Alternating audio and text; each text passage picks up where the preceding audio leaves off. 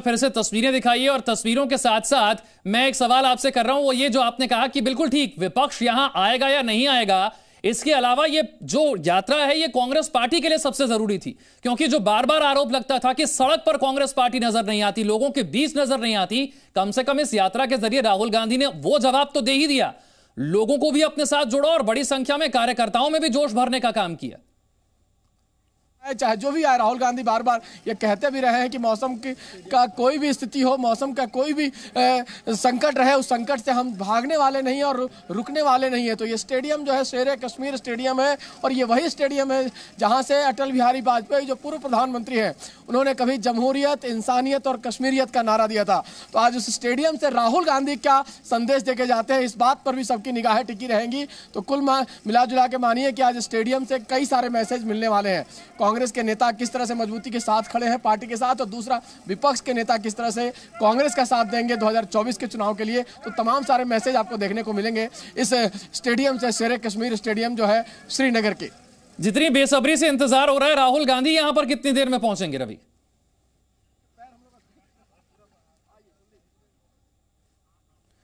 देखिए, भारत के नक्शे पर आपको दिखाते हैं कहां कहां से ये यात्रा होकर गुजरी। कन्याकुमारी से इस यात्रा की शुरुआत होती है और ये यात्रा अब कश्मीर पहुंच चुकी है। श्रीनगर में शेर कश्मीर स्टेडियम में आज इस यात्रा का समापन समारोह हो रहा है।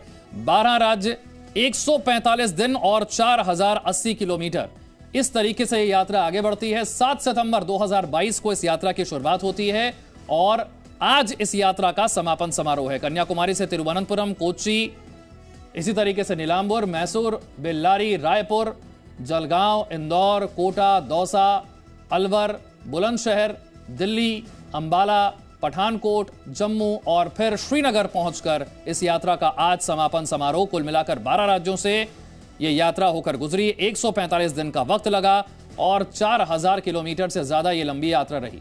ये दो तस्वीरें आपके सामने, वो दिन यानी कि 7 सितंबर का दिन जब कन्याकुमारी से यात्रा की शुरुआत होती है और उसके बाद आज कश्मीर में जो समापन समारोह हो रहा है। जिस तरीके से रवि त्रिपाठी ने जिक्र किया कि विपक्षी दलों को साथ जोड़ पाने में राहुल गांधी कामयाब हो पाए या नहीं हो पाए, ये तो थोड़ी देर में मंच पर जितने नेता होंगे उससे साफ हो जाएगा। लेकिन इस यात्रा का जो सबसे बड़ा फायदा है वो कांग्रेस पार्टी को हुआ है, क्योंकि आरोप यह लग रहा था कि कांग्रेस पार्टी लोगों के बीच नजर नहीं आ रही है, सड़क पर नेता नजर नहीं आ रहे हैं। कम से कम राहुल गांधी ने सड़क पर उतरकर यात्रा के जरिए यह संदेश देने की कोशिश की है कि कांग्रेस पार्टी और उसके नेता लोगों के बीच आज खड़े हुए हैं। सीधी तस्वीरें शेर कश्मीर स्टेडियम से आपको हम दिखा रहे हैं किस तरीके से समापन समारोह के लिए बड़ी संख्या में इस वक्त नेता और कार्यकर्ता कांग्रेस पार्टी के यहां पर मौजूद हैं। भारी बर्फबारी की वजह से थोड़ी देर जरूर हो रही है, कुछ लोगों को पहुंचने में दिक्कत भी हो रही है क्योंकि बर्फबारी बहुत ज्यादा है, ठंड बहुत ज्यादा है, मौसम काफी खराब है। लेकिन ऐसे में कांग्रेस पार्टी के जो कार्यकर्ता हैं उनका जोश हाई है और उनका कहना है चाहे सर्दी हो, चाहे गर्मी हो, चाहे बर्फबारी हो, राहुल गांधी यहां पर पहुंचेंगे जरूर और उनका भाषण जरूर होगा।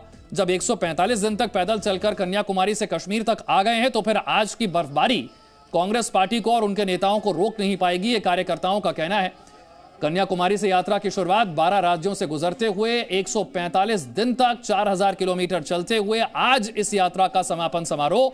इससे एक दिन पहले किस तरह से लाल चौक पर तिरंगा फहराते हुए राहुल गांधी नजर आते हैं, न सिर्फ तिरंगा फहराते हैं बल्कि केंद्र सरकार पर निशाना भी साधते हैं, जम्मू कश्मीर की स्थिति को लेकर बात भी करते हैं और ये कहते हैं तो अब ये जो संदेश है ये पूरे देश की एकता का संदेश है और आगे हम देश को एक रखने में कोई कसर नहीं छोड़ेंगे। तो आपको लगता है कि यात्रा की जरूरत है आगे भी? जब तक भारतीय जनता पार्टी आरएसएस जैसी विचारधारा जो कि देश को नफरत में झोंकती है, जब तक ये विचारधारा है, हमारा देश को जोड़ने का नारा हमेशा बुलंद रहेगा। जोड़ते यस बताइए, आज यात्रा कंक्लूड हुई है तो कैसा रिस्पॉन्स आपको देखने को मिला? आप खुद देख रहे हैं पूरे कश्मीर के अंदर, आपका ताल्लुक तो कश्मीर से है और आपने बहुत कवरेज भी किया है। कश्मीर के अंदर जो स्वागत हुआ है वो बहुत ही ज़बरदस्त है और मैं ये समझता हूँ कि कश्मीर के बाद और जो दूसरी रियासतें हैं वहाँ भी जिस तरह से स्वागत हुआ है उससे ये साफ साफ जाहिर हो गया कि इस भारत जोड़ो यात्रा का ज़बरदस्त असर पूरे हिंदुस्तान में हुआ है। क्या वो मैसेज दिया है जो देना चाहते थे राहुल जी आप कांग्रेस पार्टी? देखिए, मैसेज उन्होंने दिया है मोहब्बत का। मोहब्बत को कौन नकार सकता है?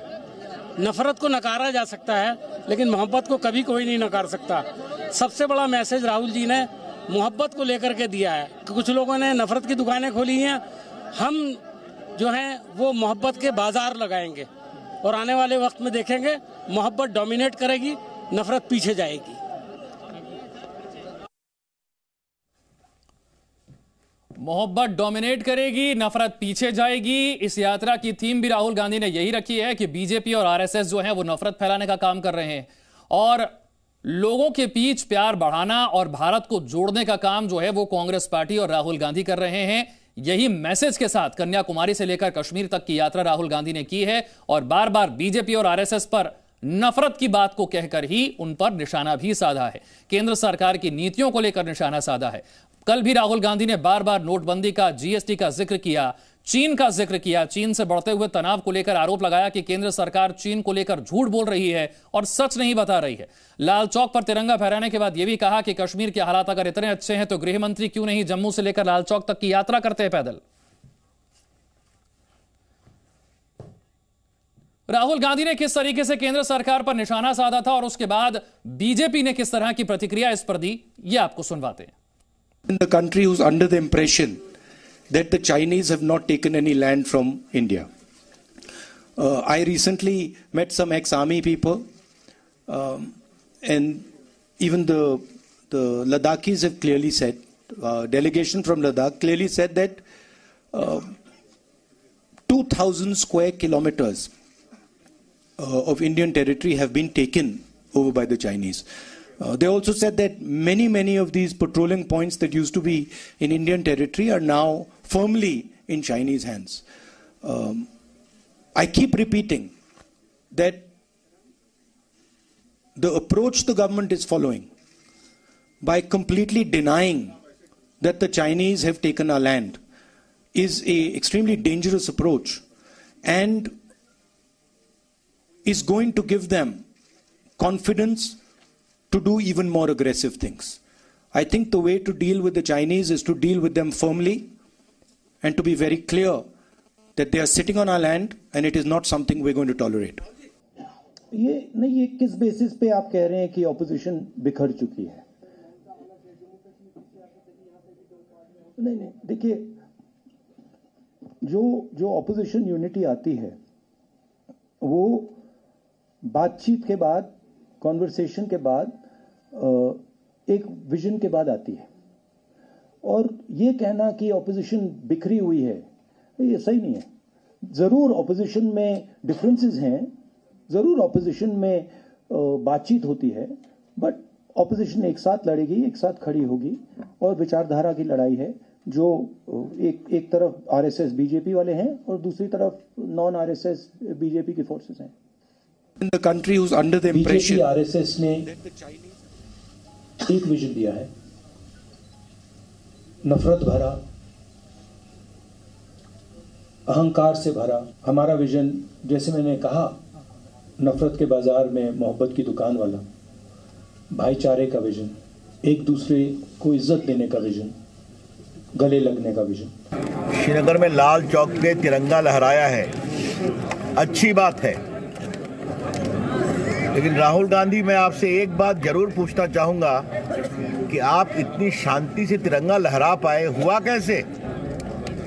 ये इसलिए हुआ कि नरेंद्र मोदी जी की सरकार ने हिम्मत दिखाई, धारा 370 समाप्त हुई। इसी कारण आतंकवादी शांत हैं, जो गड़बड़ करते हैं उनके खिलाफ सख्ती से कार्रवाई होती है।